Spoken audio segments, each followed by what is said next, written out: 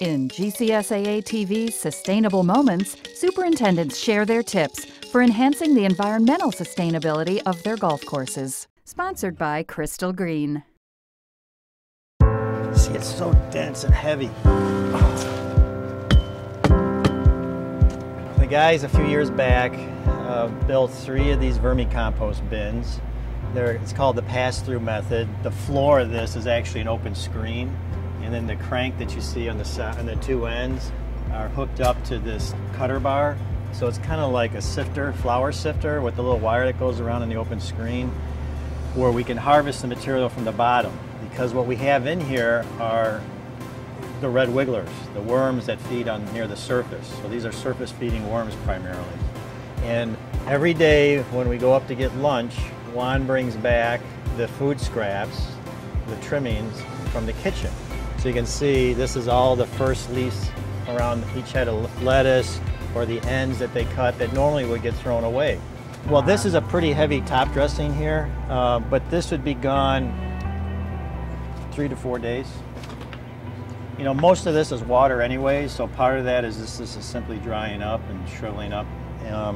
But it is pretty amazing, especially when these lids are down, where these worms will really start digesting this with the number of worms that we have in here.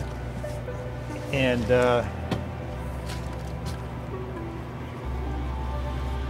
can kind of see how much life is in a handful of this soil. We take all this food scraps, these are vegetarians, so we don't include meat or cheese, and feed the red wigglers. And each one of these red wigglers are small in size individually, but each one can consume its weight in a day. So when you have, let's say I probably have at least 50 pounds of worms in each one of these boxes. In theory, I can top dress 50 pounds of organic material on top, and these guys will consume it. So at the end, what we end up with is what they call vermicompost, or black gold, as the old farmers would call it.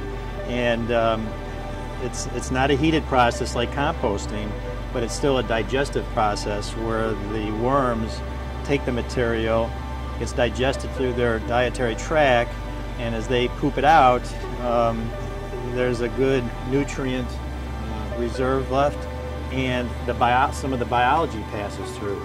So that earthy smell, for example, that's often associated with good vermicompost is from the actinomycetes, which is a known good group of bacteria for soil and plant health. So at the end, this is what we use as one of our ingredients to try to encourage healthy biology in the turf grass system.